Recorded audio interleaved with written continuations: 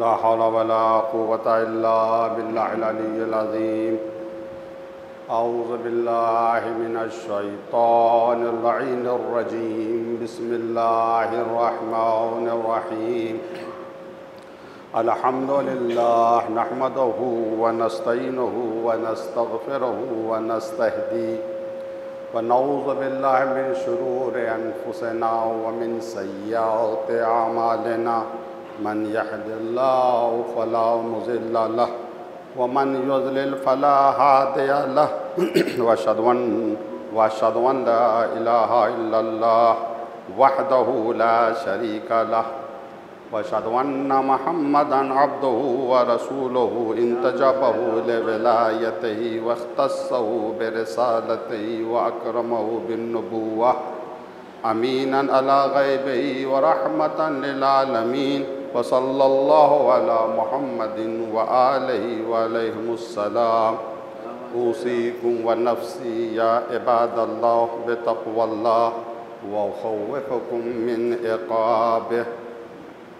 میں اپنے آپ کو اور تمام حضرات کو تقوی الہی اختیار کرنے کی نصیحت کر رہا ہوں. پروردگار ہم سب کو اتنی توفیق دے کہ ہمیشہ ہمیشہ ہمارے دلوں میں اس کا تقوی پایا جاتا رہے، ہم ہمیشہ اس سے ڈرتے رہیں اور یہ احساس ہمارے ضمیر میں رہے کہ ایک عظیم طاقت ہے جو ہمیں دیکھ رہی ہے تو اسی کی بارگاہ میں جا کر حساب دینا ہے.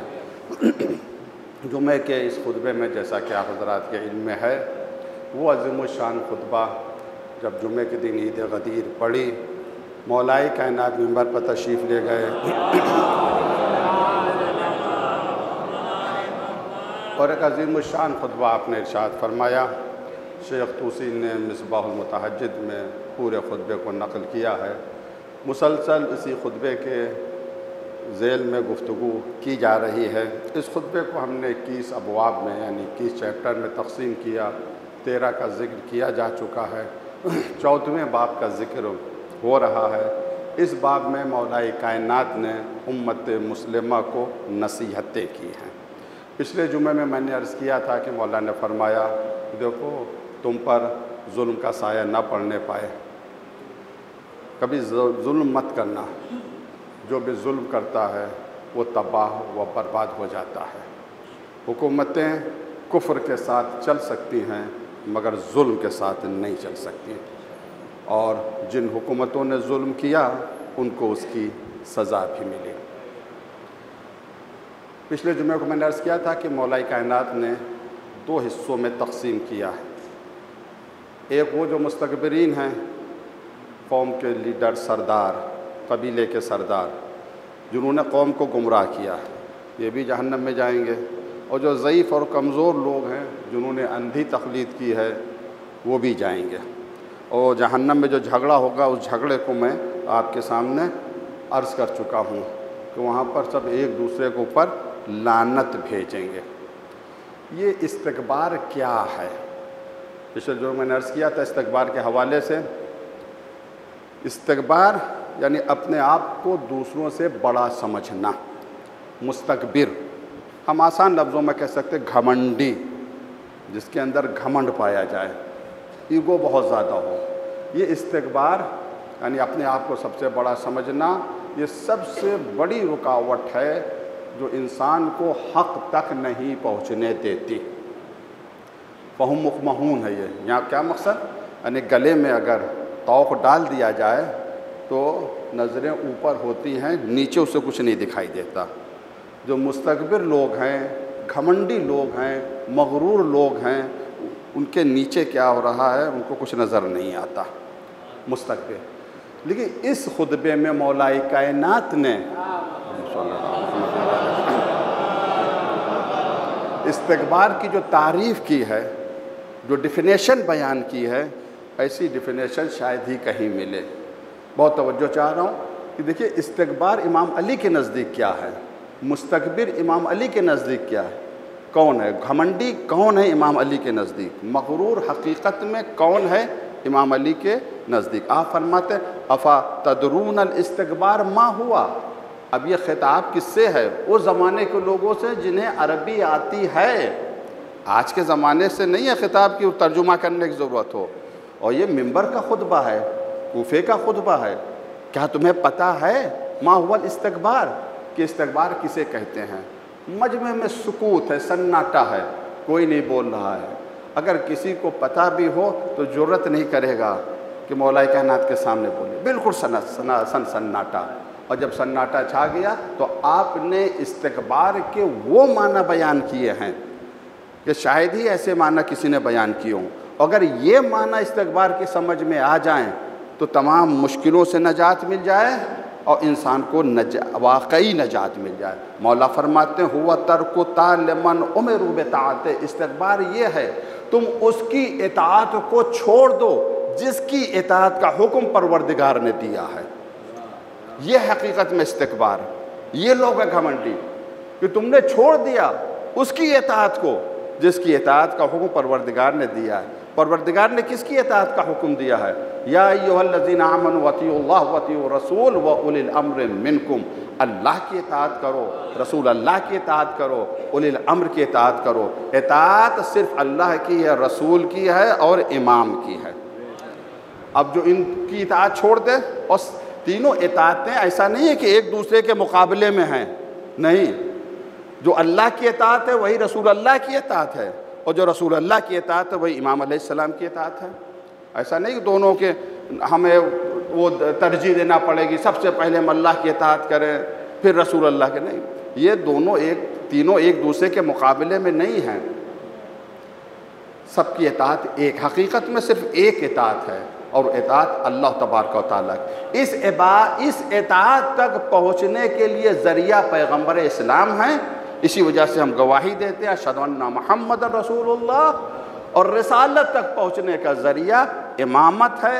اسی وجہ سے ہم گواہی دیتے ہیں اشہد ان امیر المؤمنین علی ولی اللہ. یہ تین اطاعت ہیں. اب اگر کوئی اللہ کی اطاعت، رسول اللہ کی، امام کی اطاعت نہ کرے تو حقیقت میں مستکبر وہ ہے، حقیقت میں گھمنڈی وہ ہے. تو ہمیں دیکھنا چاہیے ہم کہاں تک ائمہ علیہ السلام کی اطاعت کر رہے ہیں.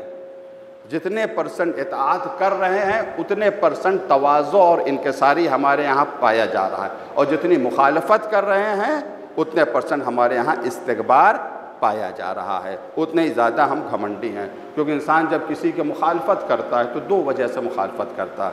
یا تو وہ خواہشات سے مجبور ہو جاتا ہے، اسے پتہ ہے کہ میں مخالفت کر رہا ہوں، میرا اللہ معاف کر دینا، میں خواہشات سے مجبور ہوں. یہاں کے اوپر بغاوت نہیں ہے.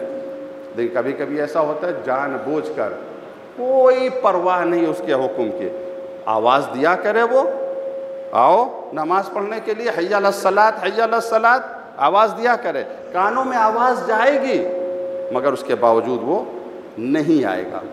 یہ اللہ کا کرم ہے، رحمان ہے، رحیم ہے کہ فوراً سزا نہیں دیتا. ورنہ اگر دنیا کے حکمراں ہوں، ایک مرتبہ عدالت گرفتاری کا وارنٹ جاری کرے، نہ آئے، دوسری مرتبہ نہ آئے، تیسری مرتبہ کیا ہوگا؟ پولیس آئے گی، زبردستی پکڑ کر لے کر جائے گی. دن میں 5 مرتبہ منادی ندا دیتا ہے حی علی الصلاۃ حی علی الفلاح. کانوں میں آواز جاتی ہے مگر گزر جاتے ہیں، نہیں آتے اللہ کے گھر میں. یہ مؤذن اپنی طرف سے آواز نہیں دے رہا ہے، یہ اللہ کی نیابت میں پکار رہا ہے، اس کے حکم سے پکار رہا ہے، آواز دے رہا ہے. تو اگر 3 مرتبہ 5 مرتبہ آواز دی، دنیا ہی کی مثال ہے. ہمارے لیے اس کے علاوہ کوئی راستہ بھی نہیں کہ ہم حقیقت کو سمجھیں. حاکم ہے، بادشاہ ہے، 3 مرتبہ بھیجا پولیس کو، کارندے کو جاؤ بلا کر لاؤ میرے پاس، میرے دربار میں، اور ہر مرتبہ کہہ رہے وہ نہیں آ رہا سرکار، وہ نہیں آ رہا، نہیں آ رہا. کیوں نہیں آ رہا؟ بیمار ہے؟ کہا نہیں بیمار بھی نہیں ہے. کوئی اور مجبوری ہے؟ کہا کوئی مجبوری نہیں، گھر میں بیٹھا وہ کرکٹ دیکھ رہا ہے، ڈرامہ دیکھ رہا ہے، گپے لگا رہا ہے، غیبت کر رہا ہے. تو دنیا کا حاکم کیا کہے گا؟ اس سے کہہ دو جا کے، اگر وہ ہمارا کہنا نہیں مانتا تو ہماری سلطنت سے وہ نکل جائے، وہ میرا وفادار نہیں ہے، میرا غدار ہے. 5 مرتبہ کانوں میں آواز آتی حی علی الصلاۃ حی علی الصلاۃ. یا تو اتنی دور چلے جاؤ کہ یہ آواز کانوں میں نہ آئے. اگر آواز کانوں میں آ رہی ہے تو اس کے وفادار بنو، غدار نہ بنو. تو مستکبر وہی ہے جو ائمہ کی، رسول اللہ کی، اللہ کی اطاعت نہ کرے. اس کے بعد مولا کائنات فرماتے ہیں اور استکبار کسے کہتے ہیں؟ وہ ترفع کسے کہتے ہیں؟ رفعت سے ہے. یعنی اونچا بلند، اپنے آپ کو اونچا سمجھنا، اپنے آپ کو بلند کرنا، بلند سمجھنا، کس کے اوپر سمجھنا؟ الا من ندب الی متابعتہ، جس کی پیروی کی طرف بلایا گیا ہے اس کے سامنے برتری کا اظہار کرنا، یہ ہے استکبار۔ کس کی پیروی کی طرف اللہ اور رسول نے بلایا؟ دعوت دی کس کی پیروی کی طرف؟ اہل بیت کی طرف، قرآن کی طرف۔ اب اگر کوئی اپنے آپ کو اہل بیت سے بڑا سمجھنے لگے، اپنی رائے کو ان کی رائے کے اوپر مقدم کرنے لگے، نہیں انہوں نے کہا تھا اپنے زمانے کے اعتبار سے مگر میں یہ کہتا ہوں، تو اسے ترفع کہتے ہیں، اور حقیقت میں یہی استکبار ہے۔ پھر اسی کی وضاحت کرتے ہوئے یا اس کی طرف رہنمائی کرتے ہوئے کہ تم کیسے اس استکبار سے بچ سکتے ہو، مولا کائنات فرماتے ہیں والقرآن ینطق من ھذا عن کثیر، قرآن نے اس کے بارے میں بہت زیادہ گفتگو کی ہے، اس استکبار کے بارے میں قرآن نے بہت زیادہ گفتگو کی ہے۔ ان تدبر متدبر زجرہ واعظہ، اگر قرآن میں غور و فکر کرنے والا غور و فکر کرے تو قرآن اسے واعظ و نصیحت کرے گا۔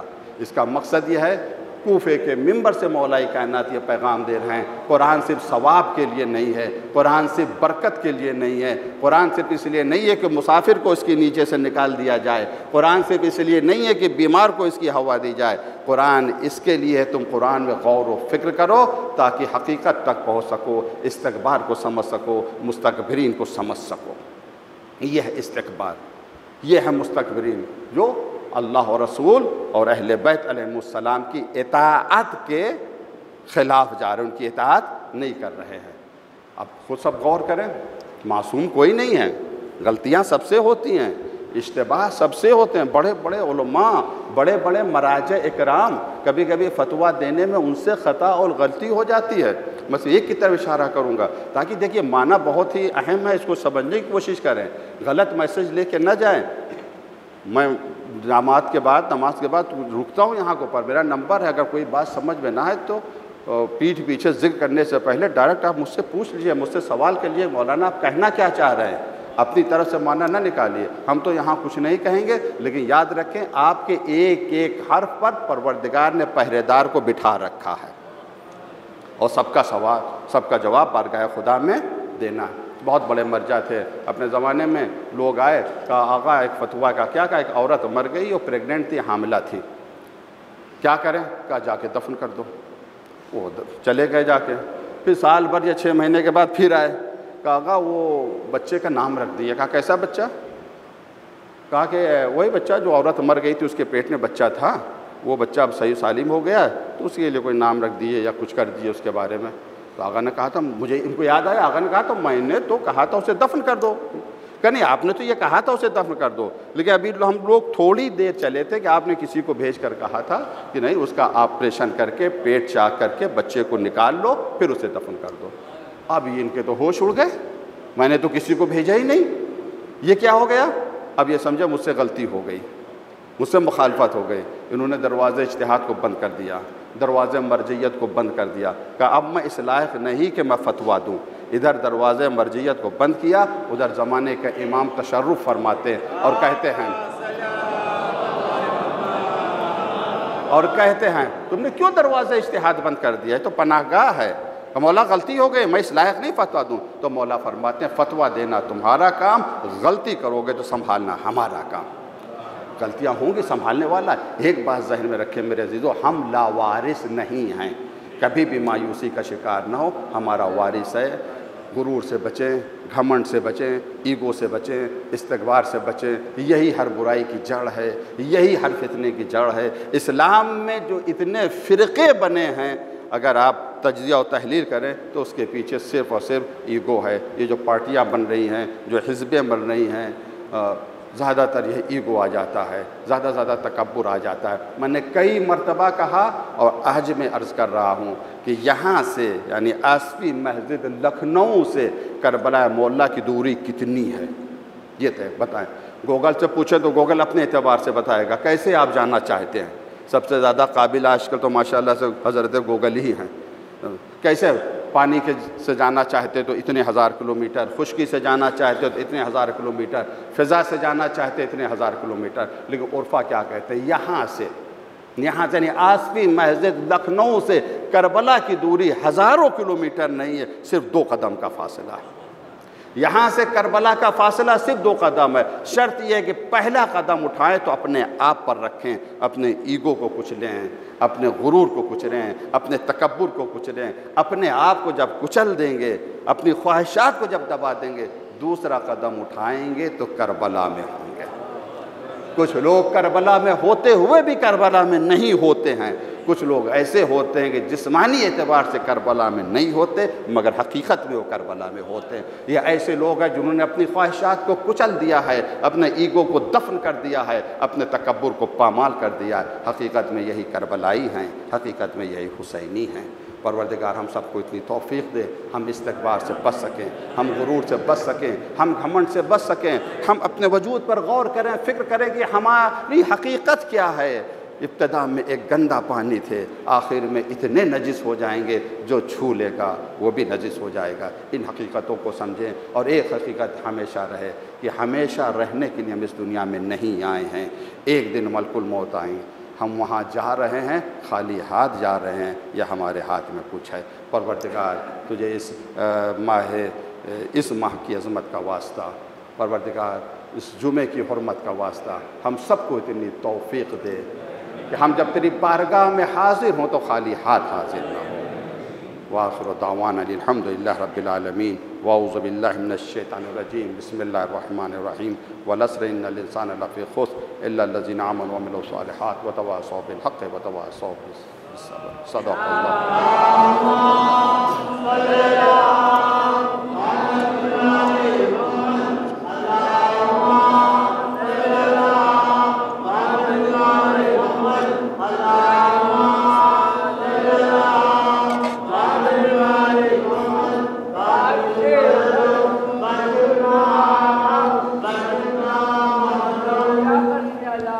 اعوذ باللہ من الشیطان الرجیم، بسم اللہ الرحمن الرحیم، الحمدللہ نحمدہ ونستعینہ ونستغفرہ ونستہدیہ نؤمن بہ ونتوکل علیہ ونعوذ باللہ من شرور انفسنا ومن سیئات اعمالنا، من یہد اللہ فلا مضل لہ ومن یضلل فلا ہادی لہ، واشہد ان لا الہ الا اللہ وحدہ لا شریک لہ، اشہد ان محمدا عبدہ ورسولہ ارسلہ بالہدی ودین الحق لیظہرہ علی الدین کلہ ولو کرہ المشرکون۔ اللہم صلی علی محمد عبدک ورسولک سید المرسلین وامام المتقین ورسول رب العالمین۔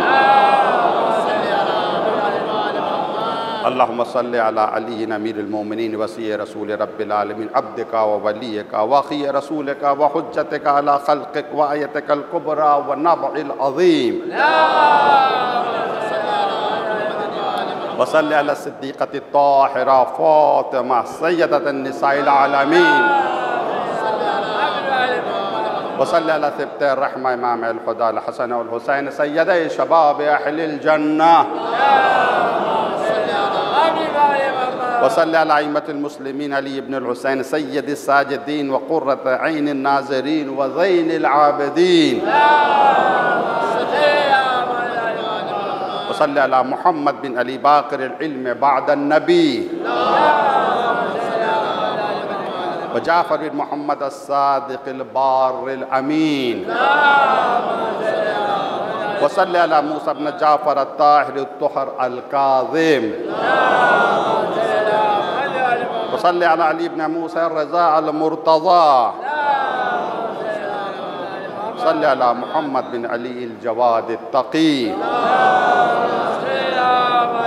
وعلی بن محمد النقی الناصح الامین،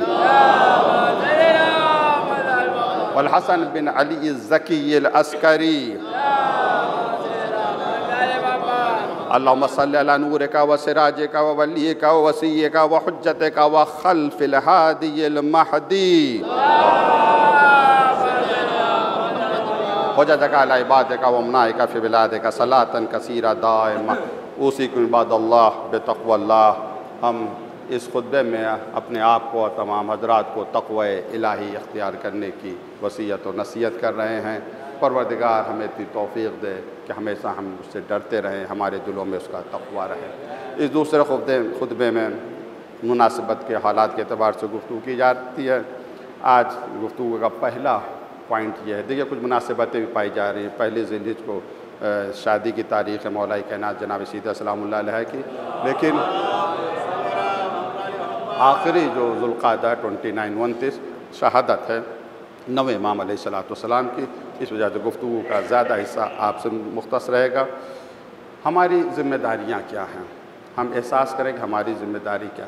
یاد رکھیے حکومتیں آتی رہیں گی جاتی رہیں گی، ہمارے حالات کو کوئی حکومت نہیں بدل سکتی۔ حکومت کی بات نہیں کر رہا ہوں، دنیا کی کوئی بھی طاقت ہمارے حالات کو نہیں بدل سکتی۔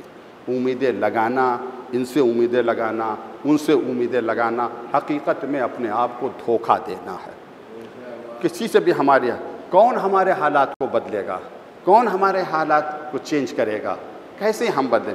کوئی نہیں بدل سکتا۔ ہماری قسمت کسی کے ہاتھ میں نہیں ہے، ہماری تقدیر کسی کے ہاتھ میں نہیں ہے۔ قرآن کا یہ فیصلہ ہے، اللہ کا یہ فیصلہ ہے، ہماری تقدیر ہمارے ہاتھ میں ہے، ہماری قسمت ہمارے ہاتھ میں ہے۔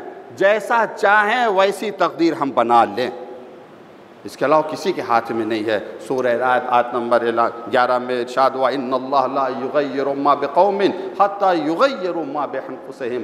اللہ کسی قوم کے حالات کو نہیں بدلتا، نہیں چینج کرتا جب تک قوم خود نہ بدل جائے۔ جب تک آپ نہیں بدلیں گے اس وقت تک حالات نہیں بدلیں گے۔ اب ہمیں دیکھنا چاہیے یہاں کے اوپر جو ما آیا ہے، ما موصولہ ہے، ان اللہ لا یغیر ما بقوم۔ اہل علم تشریح فرما ان سے پوچھ لیے گا علماء کرام، یہ ما اس موصولہ ہے، مفعول بہ واقع ہو رہا ہے یغیروں کا، یعنی تغییر کا تعلق ما سے۔ اس ما کو سمجھیں، کیا ہے یہ ما؟ اللہ نہیں بدلے گا ہمارے حالات کو، ہماری فکر کو، ہمارے عمل کو، ہمارے سوچنے کے انداز کو، جب تک ہم خود اپنی فکروں کو نہ بدلیں۔ ہاں اگر تھوڑا سا بدلیں گے تو بہت زیادہ وہ مدد کرے گا، اللہ ہیلپ کرے گا، اللہ مدد کرے گا، لیکن زبردستی نہیں۔ مثلا کنویں میں اس نے پانی پیدا کر دیا، لیکن ایسا تو نہیں ہے کہ خود بخود بالٹی کنویں میں جائے، پانی لے کر آئے، گلاس میں پانی آئے اور ہمیں پلا دے، ایسا نہیں ہو سکتا۔ ہمیں کنویں تک جانا پڑے گا، ہمیں پانی پینے کے لیے پانی کو گلاس میں ڈالنا پڑے گا، پانی کو پینا پڑے گا، ہمیں خود بدلنا ہے اپنے حالات کو۔ کوئی نہیں ہمارے حالات کو بدل سکتا، کوئی نہیں چینج کر سکتا ہے ہمارے حالات کو، ہم خود بدلیں۔ سورہ انفال آیت نمبر 53 میں ارشاد ہوا ذالک بان اللہ لم یکن مغیرا نعمتا۔ آج ہم دیکھتے ہیں بہت سے لوگ کہتے ہیں ارے ہم پہلے کیسے تھے اب کیسے ہو گئے ہیں۔ اچھا افسوس کی بات یہ ہے کہ ہم یہ تو اعتراف کرتے ہیں کہ پہلے ہم کیسے تھے، اب کیسے تھے، اب کیسے ہو گئے ہیں۔ اپنے سنہرے ماضی کو تو یاد رکھتے ہیں کہ اس ماضی میرا بڑا سنہرا تھا، مگر اس بات پر غور نہیں کرتے کہ سنہرا ماضی اس کے اوپر یہ کیسے، کس کی نظر لگ گئی، کیا ہو گیا کہ آج ہماری حالات بد سے بدتر ہو رہی۔ یہ حقیقت ہے، سمجھنے کی ضرورت ہے۔ لیکن کچھ لوگ ایسے ہم میں سے جو خواب میں بریانی کھا رہے ہیں، لیکن جب آنکھ کھلتی ہے تو سوکھی روٹی بھی نہیں میسر ہوتی۔ خواب میں بریانی کھانے سے پیٹ نہیں بھرتا۔ دیکھیں حقیقت کیا، ہماری حالات کیا ہے۔ آج ہم ہندوستان اتنا بڑا ملک ہے، بہت عظیم ملک ہے، قوم ہونے کی حیثیت سے ہمارا مقام کیا ہے، ہمارا حصہ کیا ہے، کیوں ہم اتنے پیچھے ہیں، اس کی وجہ کیا ہے، اس پر غور کرنے کی ضرورت ہے۔ سورہ انفال آیت نمبر 53 ذالک بان اللہ لم یکن مغیرا نعمتا انعمہا۔ اور ایسا اس لیے ہے کہ اللہ نے جو نعمت کسی قوم کو عنایت کی ہے، عطا کی ہے، اس وقت تک نہیں بدلتا حتی یغیروا ما بانفسہم، جب تک وہ قوم خود ہی نہ بدل دے۔ اللہ نہیں بدلتا، پہلے تم بدلو گے پھر وہ بدلے گا۔ تمہارے اوپر اس نے احسان کیا، تمہارے اوپر انعام اور اکرام کی برسات کی، اس نے دولت سے نوازا، عزت سے نوازا، تم متکبر ہو گئے، تم فرعون بن گئے، تم غریبوں کو بھول گئے، اپنے غریب رشتہ داروں کو بھول گئے، فرعون بن گئے۔ چلو ہم اس نعمت کو بدل دیتے ہیں۔ ایسے حالات ہوئے، میں نے اپنی آنکھوں سے دیکھا ہے، بادشاہوں کو فقیر بنتے ہوئے دیکھا ہے۔ جب بادشاہ تھے نعمت تھی، شکر ادا کرتے، بادشاہی میں اضافہ ہوتا۔ مغرور ہو گئے، گھمنڈی ہو گئے، اس نے نعمتوں کو بدل دیا۔ اللہ ایسے ہی نعمتوں کو نہیں بدلتا، وہ اس وقت نعمت کو بدلتا ہے جب خود قوم اس نعمت کو بدل دے کفران کے ذریعے سے۔ اب دیکھیے اللہ ہمارے حالات کو نہیں بدلتا جب تک ہم خود اپنے حالات کو چینج نہ کریں۔ کیا ہمیں بدلنا ہے؟ ایک بات میں عرض کرنا چاہتا ہوں، بہت توجہ کے ساتھ سماعت فرمائیں، سنجیدہ سے گفتگو ہے۔ ہمیں اپنی فکروں کو سب سے پہلے بدلنا ہے۔ جب تک ہم فکر کو عمل کے بدلنے سے کچھ نہیں، ہمیں فکروں کو بدلنا ہے۔ فکر ہیں جن کا ثمرہ عمل کی شکل میں ظاہر ہوتا ہے، فکروں کو چینج کریں۔ اچھا، فکروں کو کیسے چینج کریں؟ ہم مجالس کرتے ہیں، ماشاءاللہ سے کرنا چاہیے، بہت زیادہ کرنا چاہیے، جلوس اٹھاتے ہیں، نمازیں پڑھتے ہیں، جمعے میں آتے ہیں، سب نیک کام، مگر کیوں؟ کس وجہ سے؟ فکر ہماری کیا ہے؟ فکر ہماری یہ کہ مجلس سے ہمیں ثواب مل جائے، اس نماز جمعہ سے ہمیں ثواب مل جائے، یعنی ساری فکریں ثواب میں ہیں، ہمیں ثواب مل جائے، ثواب مل جائے، ثواب مل جائے۔ کیا کربلا صرف اور صرف ثواب دینے کے لیے ہے؟ کربلا کردار بنانے کے لیے آئی ہے، کربلا کردار کو سنوارنے کے لیے آئی ہے۔ امام حسین نے اتنی بڑی قربانی کس وجہ سے دی؟ تاکہ وہ آئیڈیل بن سکے، جا کے نمونہ بن سکے۔ قرآن کیا کہہ رہا؟ کنتم خیر امت اخرجت للناس، تم بہترین امت ہو، تمہیں تو لوگوں کے لیے نکالا گیا ہے، تمہیں تو آئیڈیل اور نمونہ بنایا گیا عالم انسانیت کے لیے۔ جس قوم کو عالم انسانیت کے لیے آئیڈیل اور نمونہ ہونا چاہیے، آج وہ قوم کس حالت میں ہے یہ بیان کرنے کی ضرورت نہیں ہے۔ کیوں؟ کس وجہ سے؟ کیونکہ ہم نے مجلس کو، ہم نے ماتم کو، ہم نے نمازوں کو، ہم نے نماز جمعہ کو صرف ثواب کے لیے، بس آئے ثواب مل جائے۔ یہ کچھ لوگوں نے تو نام و نمود کا ذریعہ بنا دیا، پیسہ آ گیا، اظہار کرنا ہے، چلو اتنا پیسہ امام حسین کے نام پر خرچہ کر دو، نام و نمود کے لیے۔ ارے اگر واقعا نام و نمود چاہتے ہو، واقعا نام و نمود چاہتے ہو، شہرت چاہتے ہو، تو جھوٹی شہرت کے پیچھے نہ جاؤ، حقیقی شہرت کے پیچھے جاؤ۔ جھوٹی شہرت مٹ جاتی ہے اور حقیقی شہرت باقی رہتی ہے۔ حسینی بن جاؤ، کربلائی بن جاؤ، کربلا میں اپنے آپ کو فنا کر دو، جب تک کربلا باقی رہے گی تم باقی رہو گے۔ فکروں کو بدلیں۔ فکر ہماری کیا ہے؟ جتنے بھی گناہ کر لیں، جھوٹ بولیں، مکاری کریں، رشوت لیں، حرام کام کریں، شراب کا دھندا کریں، سب کچھ کریں، اور 10,000 روپے خرچہ کر کے مجلس کرا دیں، سارے گناہ معاف۔ ہے کہ نہیں ہے؟ میں بالکل حقیقت عرض کر رہا ہوں، ہو سکتا ہے کسی کو برا لگ جائے۔ بڑے بڑے لوگ حرام کی دولت بہت زیادہ جمع کر لیے اور بہت بڑی مجلس کر دی اور مطمئن ہو گئے سارے گناہ معاف ہو گئے۔ خدا ہی جانے، ہم کوئی فیصلہ نہیں کر سکتے، گناہوں کا معاف کرنے والا خدا ہے، مگر اتنا ضرور کہہ سکتے ہیں یہ فکر امام حسین کے فکر نہیں ہے۔ معاف کرنے والا خدا ہے، بڑے سے بڑے گناہگار کو معاف کر سکتا ہے، ہم کوئی فیصلہ کرنے والا، لیکن یہ فکر کہ کربلا گناہوں کو معاف کرنے کا صرف ذریعہ ہے، ہم مجلس اس وجہ سے کر رہے ہیں کہ ہمارے گناہ معاف ہو جائیں یا ہمیں ثواب مل جائے، یہ ہماری فکر ہو سکتی ہے، آپ کی فکر ہو سکتی ہے، مگر امام حسین کی فکر نہیں ہے۔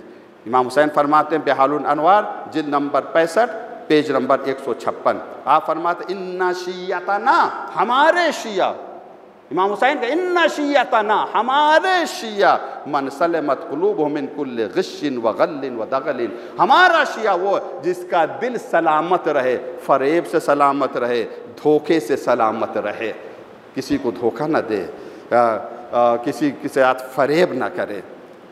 دھوکہ دینے والے پیسہ لے کے چلے گئے، پلٹ کر آ بھی نہیں رہے ہیں، دھوکے سے پیسہ کما لیا، ایسا شخص لاکھ اپنی زبان سے کہے کہ میں امام حسین کا شیعہ ہوں، مگر امام حسین اسے اپنا شیعہ نہیں مانیں گے۔ دھوکہ دے کے پیسہ کمانا کیا، مکاری سے پیسہ کمانا کیا، فریب سے پیسہ کمانا کیا، یہ پیسہ آئے گا، کچھ دن رہے گا، چلا جائے گا، مگر لعنت ہمیشہ کے لیے چھوڑ کر جائے گا۔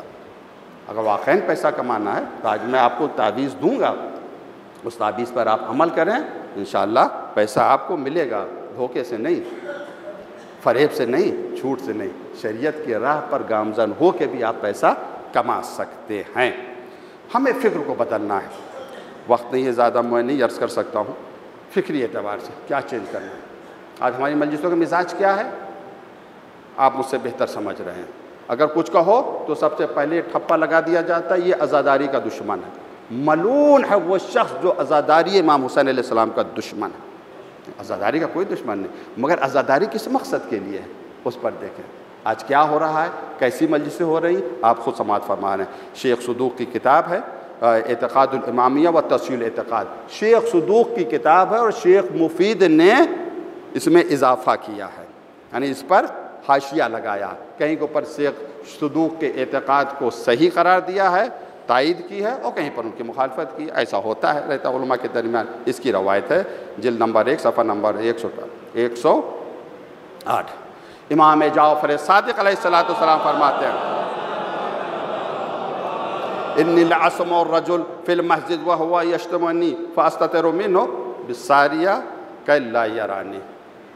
اگر میں یہ سنوں کہ مسجد میں کوئی شخص مجھے گالیاں دے رہا ہے، برا بھلا کہہ رہا ہے، آپ بتائیے اگر ہمیں اور آپ کو اگر مسجد میں کوئی برا بھلا کہے، گالی دے تو ہمارا ریئیکشن کیا ہوگا؟ چھٹے امام کیا کہہ رہے ہیں؟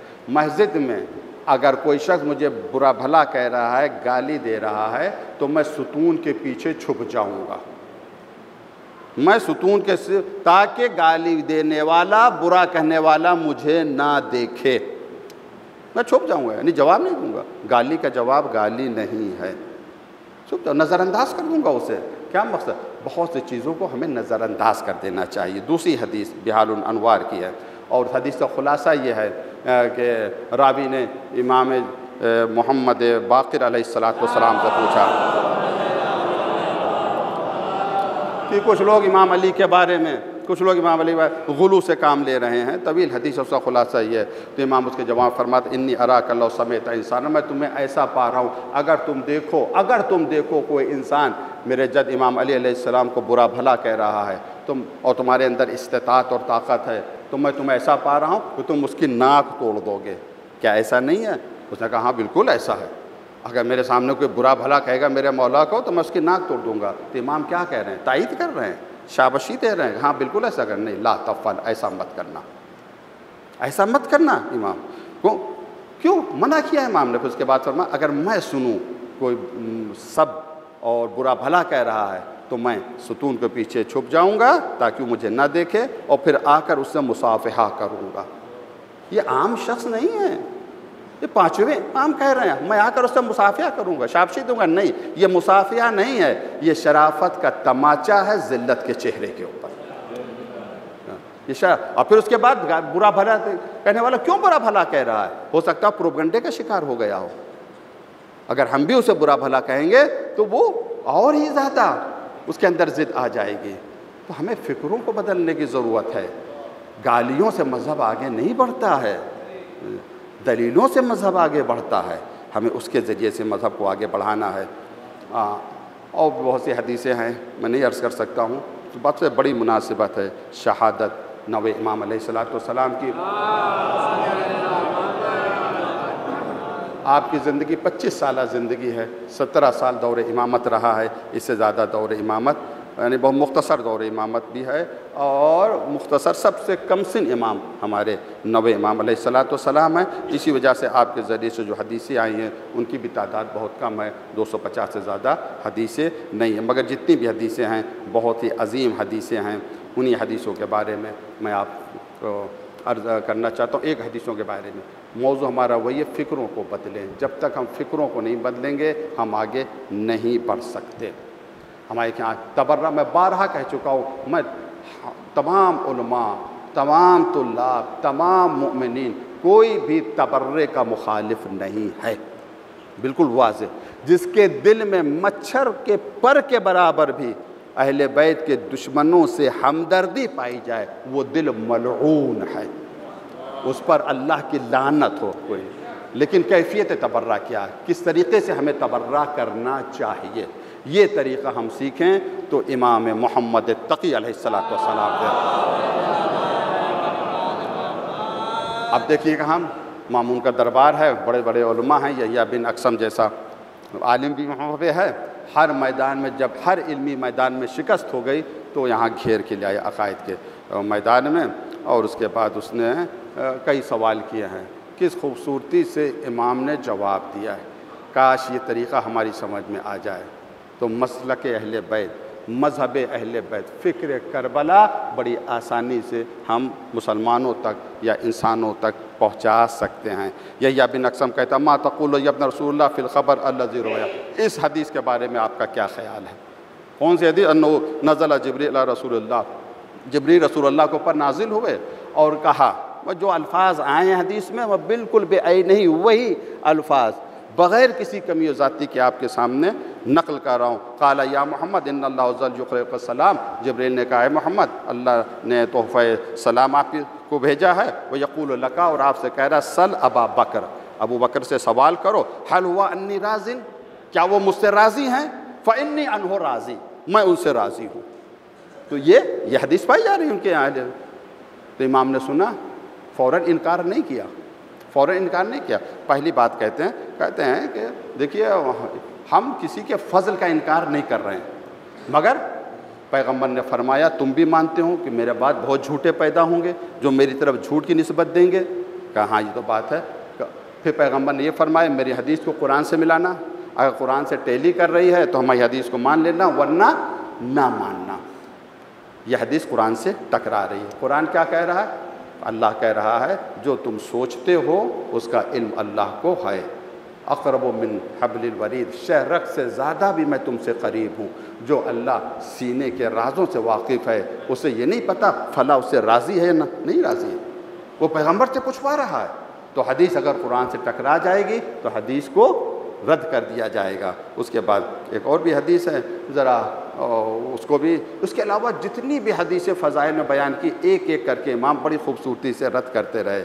وہ حدیث یہ ہے کہ روایت میں آیا مثل ابی بکر و عمر فی الارض، ان دونوں کی مثال زمین پہ ایسی ہے کمثل جبرائیل و میکائیل فی السماء، ایسی ہے جیسے کہ آسمان میں جبرائیل و میکائیل۔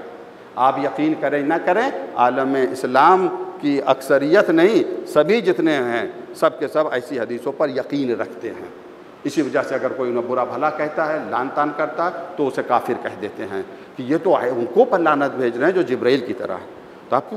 تو یہ زمین پر ایسے ہیں جیسے جبرائیل و میکائیل۔ اس فکر کو کس طریقے سے امام نے رد کیا؟ امام علیہ الصلوۃ والسلام فرماتے ہیں کہ دیکھو ایسی تشبیہ صحیح نہیں ہے، عقلی بات یہاں کو پڑھ رہا ہے۔ کیوں؟ کہ غور کرو، جبرائیل و میکائیل فرشتے ہیں، معصوم فرشتے ہیں، کبھی بھی ان سے خطا نہیں ہوئی ہے، کبھی بھی ان سے شرک نہیں ہوا۔ یہ دونوں کی عمر میں زیادہ تر حصہ ان دونوں کی عمر کا شرک میں گزرا ہے، گناہ میں گزرا ہے۔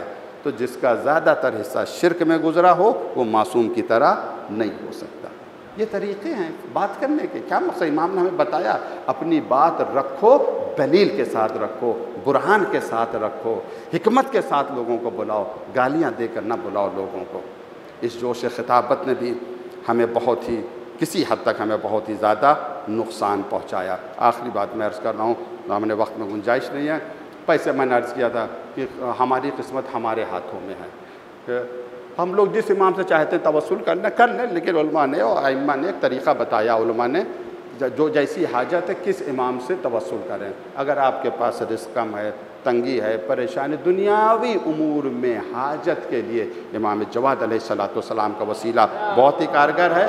2 رکعت نماز ہے، نماز پڑھیں اور کس طریقے سے توسل کریں میں اختصار سے عرض کر رہا ہوں۔ پہلی رکعت میں سورہ حمد ہے، اس کے بعد سورہ قدر یعنی انا انزلناہ فی لیلۃ القدر۔ دوسری رکعت میں سورہ حمد کے بعد سورہ کوثر ہے یعنی انا اعطیناک الکوثر۔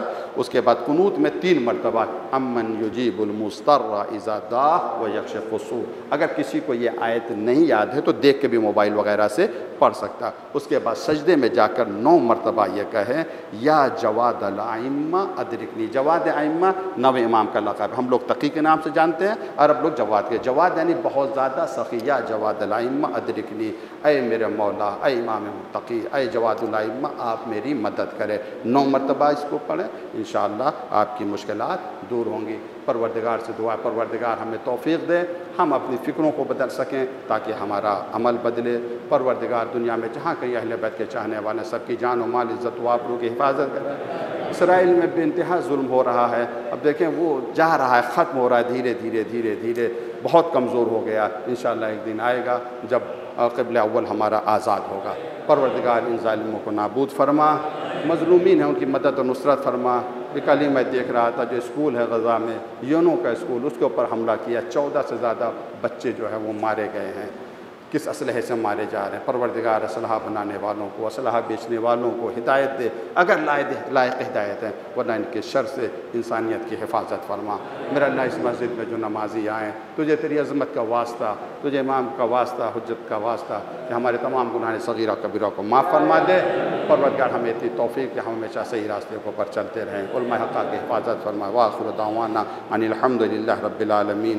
بسم اللہ الرحمن الرحیم۔ ان اللہ یأمر بالعدل والإحسان وإیتاء ذی القربى۔ یقیناً اللہ عدل اور احسان اور قرابت داروں کو ان کا حق دینے کا حکم دیتا ہے۔ وینہی عن الفحشاء والمنکر والبغی، اور بے حیائی، برائی اور زیادتی سے منع کرتا ہے۔ یعظکم لعلکم تذکرون، وہ تمہیں نصیحت کرتا شاید تم نصیحت قبول کرو۔ والسلام علیکم ورحمۃ اللہ وبرکاتہ۔